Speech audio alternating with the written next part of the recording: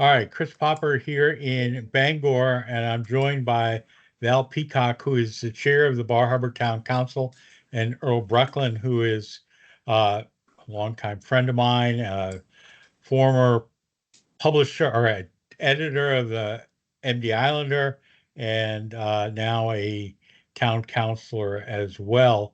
And we're talking about what else is there to talk about in Bar Harbor, it would seem, but the cruise ships. And so I know that I guess to say there's a lot of um, confusion might not be the right word, but there's a lot of discussion, a lot of back and forth as to what the council has proposed to the voters. And I know that certain councilors have held listening sessions at the Jessup. I don't know how well that they have been attended, but here's an opportunity. And for the record, if Charles Sidman wants to do something, I'm happy to do something with him as well. But I guess talk a little bit about why um, you're going to the voters now and what the impact of, let me just state that I was a former Bangor city councilor, so I know what the budgets involved for municipalities are. And so, with that being said, talk a little bit about the effect of the 1,000 passenger limit on cruise ships that's in effect right now, and the effect that that might have going forward, and how yeah. So go from there, and I'll let you all talk. Val, you want to start? Yeah, sure. I'll start us off. So in November of 2022, the council had been already a few years into thinking about and working on trying to limit cruise ship management in the town of Bar Harbor when a citizens petition came into play on that ballot in November, suggesting a land use ordinance approach to regulating cruise ships in Bar Harbor. And in that land use ordinance, it included a 1,000 passenger per day disembarkation limit, which was a different approach to how we had been doing cruise ships in the past, where we now are required to count passengers coming off the dock, so managing through a passenger count versus the ships coming in or anchorage or a reservation system. And so that land use ordinance passed, and that's the land use ordinance that's in play right now that we're currently trying to implement or are implementing. That right after it passed, the first thing that happened about a month later was that we received a notice of a suit that we were going to be challenged on that land use ordinance in federal court, on the constitutionality of that ordinance. So in January of that year, we started a pretty intense lawsuit and litigation space around the ordinance, hoping to have a ruling in a really quick way, but it actually took all the way until the following March, so this past March, for us to get an actual ruling, which we did win that lawsuit, and on its face, the land use ordinance is constitutional, according to the judge, and the ruling that we received. While we were waiting for the ruling and litigating, we were also working on building out the rules for implementing the land use ordinance, and starting to realize that there were some issues with implementation. That idea of having to count passengers coming off the dock is not the most ideal way to think about using town resources, and there's a lot of complication that goes with that, as well as putting in the permits system for the dock owners to apply for a permit for disembarkation. And while we were doing that, we were getting more information from folks and more signaling that there were going to be more challenges coming around those things. So the pilots were signaling around some of the changes we were trying to make to the harbor ordinance. The dock owners were making some signals based on the rulemaking around the permits, that whether they needed to actually have the permits or not, whether they had a pre-existing use.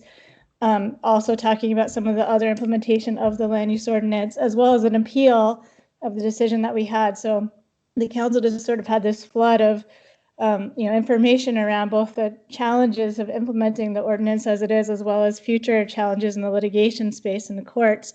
So we made a motion to direct the town manager to bring back an alternative, a possible alternative to the town council that could give us some policy that we could use to limit cruise ships, but that would maybe get us out of this litigation space and would be a better implementation, more holistic, direct approach to managing cruise ship visitation. So that at the beginning of the summer, we directed the manager to do that, and the town manager and staff and legal jumped into the space and started looking at another way to do this. And they came back to us with a licensing contract approach. So the town is proposing, the council is proposing to switch to a licensing approach. And this approach is more holistic. So it allows us to manage visitation from a reservation space instead of from a counting passenger space. And in order to do that, we needed the cruise lines to agree with us to be part of that holistic conversation and the collaborative approach. In that conversation, we negotiated with the cruise lines for a 3,200 passenger per day limitation, but we also have built into there some more restrictions on visitation around the monthly caps, as well as an annual cap, as well as seasonal caps, and then we have contracted days off. So in our busiest times in September and October, we actually have 10 days per month, each of those months without ships in that. So the council has gone through this whole process of bringing that forward publicly. We voted for this actual ordinance, this licensing contract ordinance. It's there, but it's contingent on the people repealing the land use ordinance. So the land use ordinance needs to be repealed in order for this to be enacted, and that's what's on the ballot in November. So we're asking the town to consider repealing the ordinance and replacing it with this contract license approach.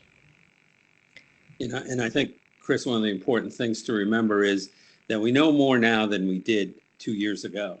And you mentioned the 1,000 passenger cap. Well, it's important to understand that at the time the populace was surveyed through a poll call survey, that 55% of people said they'd like to see a reduction in cruise ship visitation. However, another important statistic was 75% indicated they didn't want to see a ban of cruise ships. And one of the things we know now is that with that 1,000 passenger cap, there are very few ships that meet that criteria, and it becomes a de facto ban. And if you lose the prime in the pump, so to speak, it takes almost forever to get that back. And when you look at that 1,000 number, you have to understand that's a reduction from 5,500. And so when the council is looking at 3,200, that may not actually be hit on most days just because of the configuration of ships and the way they visit. You're talking a reduction from 5,500 a day, which was allowed under the unregulated plan. So it really falls right in the middle between the 1,000 and the 5,500. And we think that that's a compromise. The most important thing is none of this goes into effect unless the people repeal the current ordinance on November 5th. With that repeal, the people have the control of it. And then any change going forward in the cap has to go to a town meeting. And people say, well, we don't want the council to be proposing it one way or the other. But the fact is the people elect the council. So you've got two checks and balances all involving direct vote by the people of Bar Harbor. Now, I guess you could say you could have a citizen petition every 6 months to change the cap, but that's government by chaos and anarchy, not actually good public policy. So we think it's important that people remember that people didn't support a ban, and we wanted some regulation, and I think this is the best way going forward. There's talk about cruise ships going into other ports in down East Maine, Eastport, for example. I mean, there is nothing to prevent cruise ships going to Eastport and then busing everybody into Acadia National Park and coming into Bar Harbor. If the cruise ships wanted to do that, if the ban stays in effect. Is that correct? Well, that is. And actually, when ships go into Rockland, they bus folks to Acadia National Park. When ships go into Eastport, they bring people to Acadia National Park. When the smaller ships stop in Bucksport, they have their own buses. They bring them down to Bar Harbor and Acadia National Park. So, the other the other ports were happy to share the wealth and the excitement that brings to those ports and the economic benefits that it brings. But we think we need to take control of cruise ship visitation, and this reservation system, which these companies have all agreed to, puts us in the driver's seat, puts the voters of Bar Harbor in the driver's seat. This 3,200 passenger, this is a lower berth number, correct? And when I don't know if people understand lower berth does not count staff. I mean, because you can't count staff. Staff are allowed basically under maritime law, if I understand it.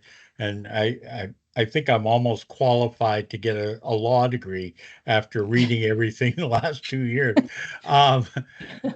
They're allowed to come off from maritime law. I mean, when a cruise ship docks, is that correct? Yeah, yes, we've never had the ability to limit crew, and even in the federal lawsuit that we actually won on the constitutionality, there was one exclusion part of that we didn't win, which is that piece around that crew cannot be part of this system. So we have no ability to limit crew, and that's always been the case. And I think there are some folks who are concerned about that a lower berth capacity, which is a standardized a metric of a ship that approximates the number of passengers, not the exact number of passengers. So there could be more, there could be less. And then there's always crew. And that is true that it's not exactly the same as counting 1,000 passengers on the dock and then 1,000 first passenger is over the limit. However, the town of Bar Harbor has had cruise ships here for about 30 years now. And up until the land use ordinance, we use the lower berth capacity. And so we have an understanding of what that means in the town. We have this understanding of what a 3,000 passenger ship or a 2,000 passenger or 1,000 passenger ship is. And that is from our experience in the community. So I think the amount of wiggle room that happens there is, it is variable. There could be times where it's more, it could be times less. There's all kinds of other things, like the ship might not even be booked all the way. Not every passenger gets off of a ship every time. Not all of the crew get off every ship. So, but I think just in terms of thinking about flexibility, a little bit of flexibility in that space gives a lot to the town in terms of our ability to manage that and to use that reservation system, that we're not having to have staff down on the dock counting and not, trying to differentiate between passengers and crew and that counting on the dock and all the other things that need to happen. So yeah, we are proposing going back to the way that we used to do it, of understanding the relative visitation in a day around, or the visitation in a day based on lower berth capacity. And just building back on what Val said, certainly, people say, well, there's upper berth capacity, and as she said, more or less, but the industry figures show that approximately 40 to 60% of people don't go ashore in any given point. I'd like to think Acadia and Bar Harbor is special enough that maybe that's a little higher, but the number of people that do come ashore.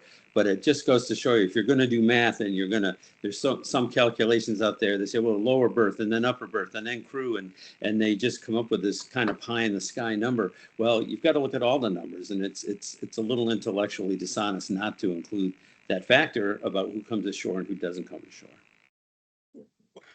So you're in the process of trying to wait to see if this passes.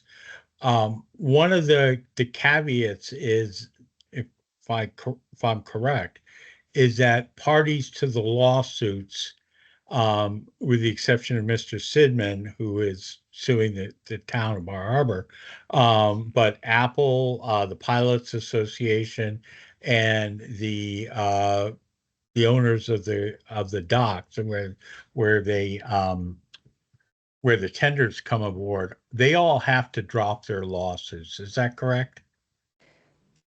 It's so by signing the system that we're putting out here, that is an ordinance that requires cruise lines to have a license to visit the town of Bar Harbor and to use the reservation system.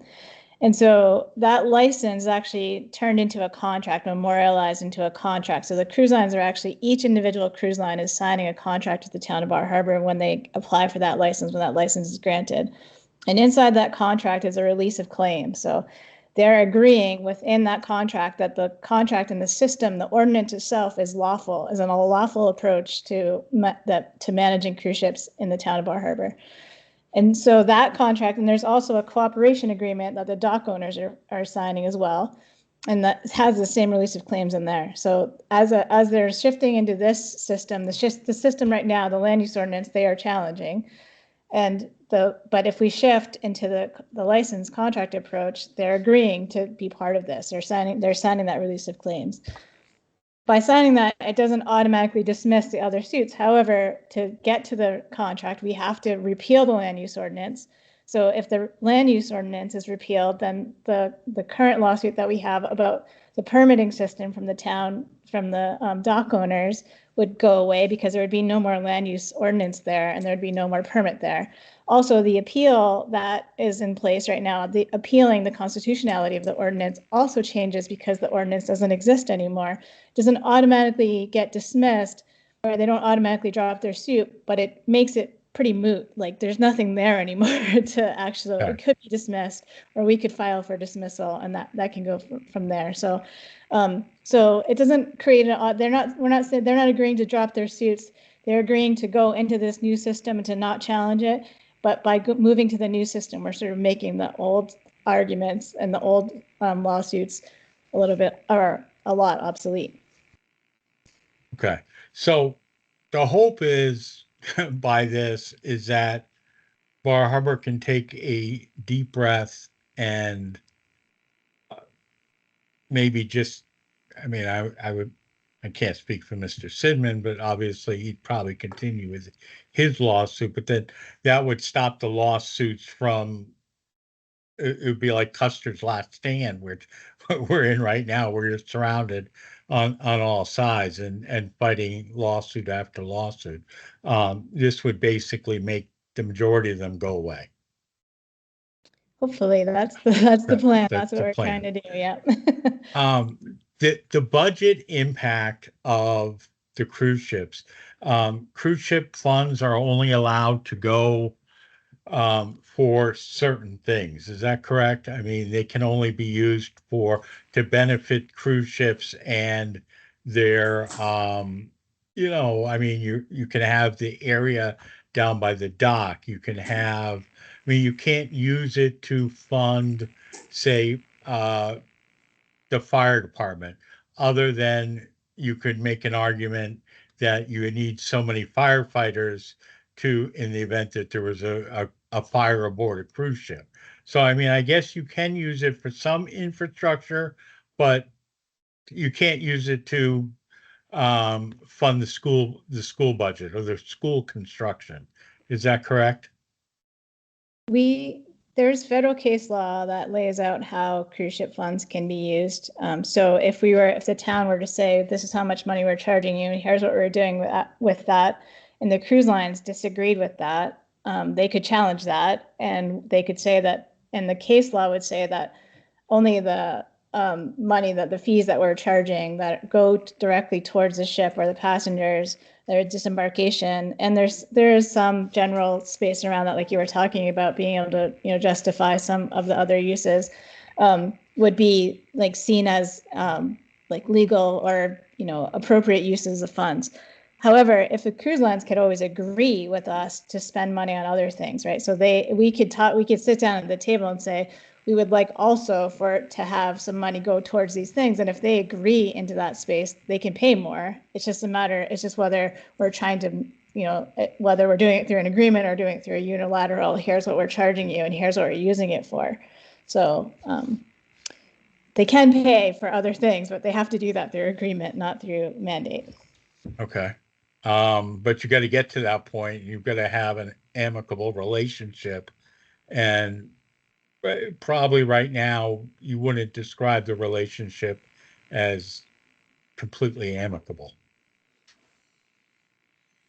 No, I think that anytime you find yourself in an adversarial situation, particularly involving lawsuits, Bar Harbor finds itself in the unenviable position of being sued by basically both sides of this debate, by the businesses and the cruise lines, and then the the people that basically want to see no ships in the town of Bar Harbor. And what's really interesting to me is we've spent tens and tens and tens of thousands of dollars on the legal fees and trying to find a way forward here. And there are very deep pockets on the pro cruise ship side.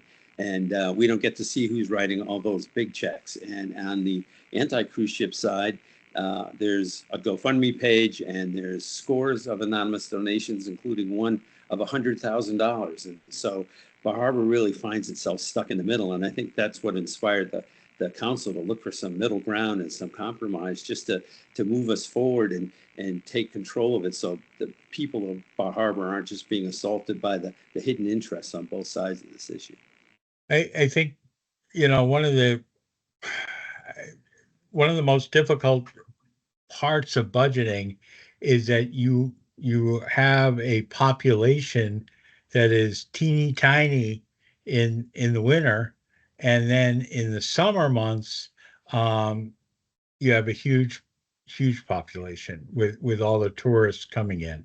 Mm-hmm. And it's difficult because, I mean, as we all know, Maine does not have a local lodging tax. It does not have a local sales option tax. And so Bar Harbor is sending more money down to Augusta than they're receiving back in funds.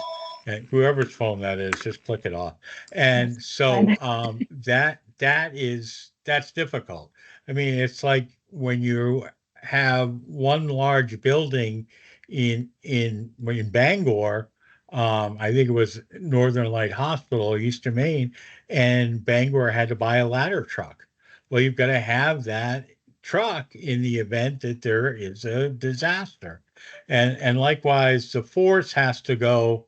Everything has to expand in the summer months, and there has to be that infrastructure in place to accomplish that. You can't put a toll booth on the island, coming to the island, to raise money. You can't limit the amount of people that are coming onto the island, and as such, you still have to service everybody who's on the island, and that's tough for a small base of businesses and townspeople who are seeing their property taxes go up.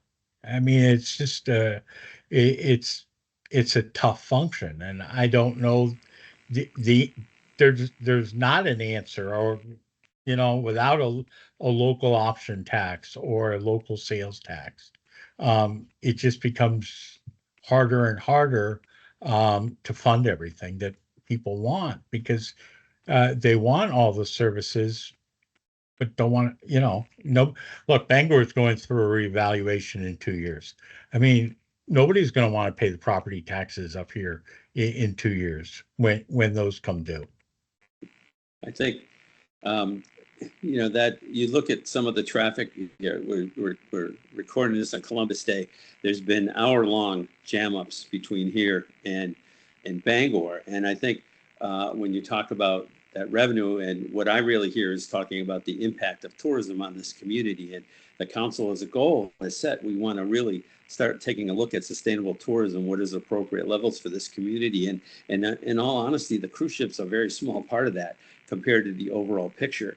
But we've just spent hours and hours in meetings and dozens of meetings on cruise ships, and we want to move forward. We want to start taking that larger, more holistic approach, as Val said, to do something about that. And alternate sources of revenue and taxpayer relief is also a top priority for us. And so we want to get going on that.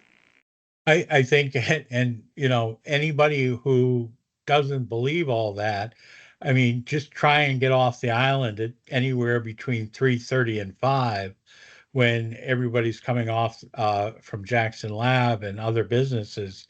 I mean, the traffic coming off the island at that state. I mean, you got to go to the bathroom before you leave in the event that there's an accident, or it takes that long to get off the island.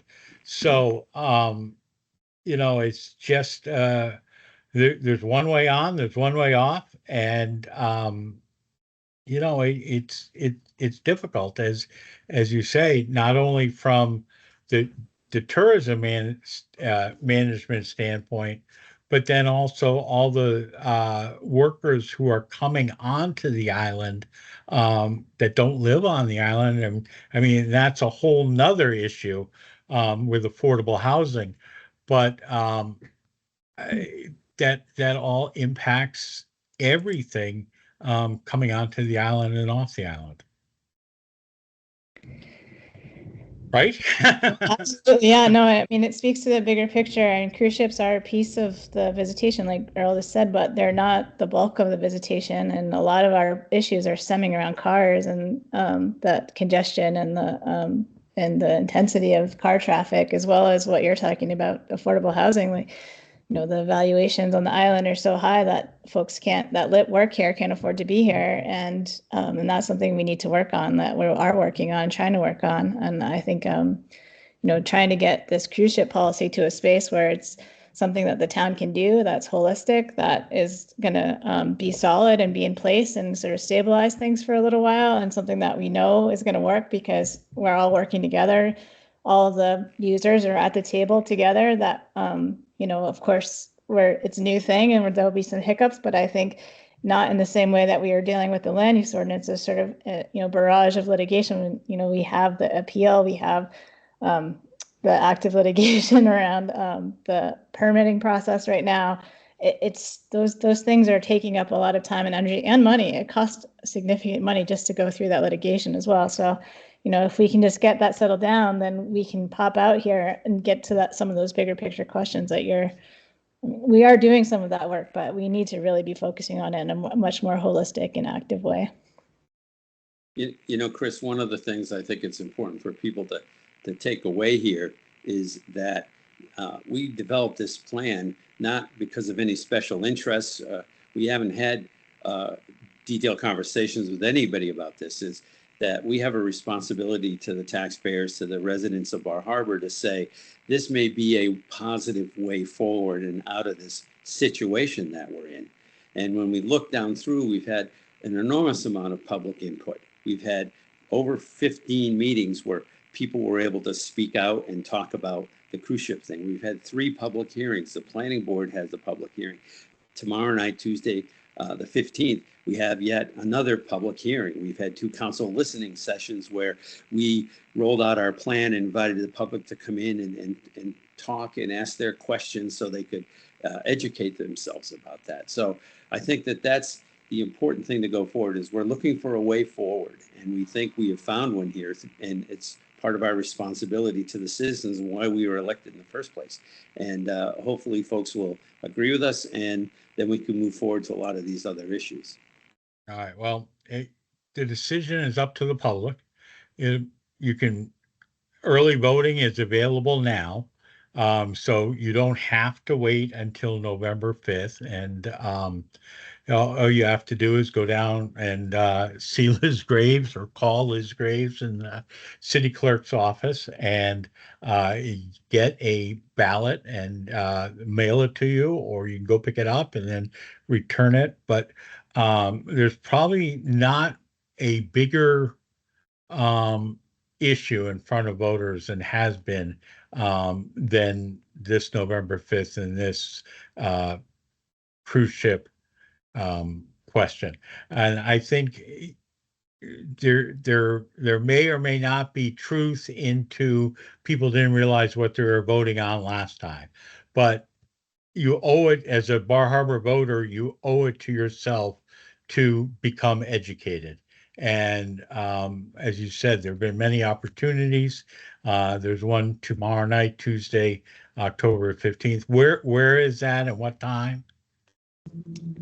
That's at the council meeting. So it's our regular council meeting. We have the last public hearing on the whole warrant, on all the warrant articles. And so it's just a chance to come out and share with the community what your perspective is on those warrant articles, but there's no action or anything happening there. No, but and basically at that point, the council's not going to respond. It's going to be the public can make their views known, correct? Correct. Yeah. But there are a couple more listening sessions, and I know that, there are many opportunities to, hey, the council is available. You're on the street.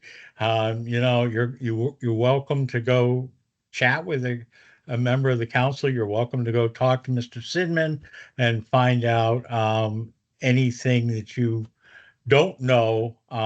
Read the paper. Just please become educated, because the last thing we want to, November 6th, and said, well, I didn't know that this was the result of my vote. Exactly. Right? Yeah, absolutely. All right. Thanks so much for joining us this afternoon. Again, become educated. This is probably one of the toughest questions, and a vote that will have lasting impact on the citizens of Bar Harbor for many years. Val, Earl, thank you very much. Thank you, Thank you, Chris. Chris.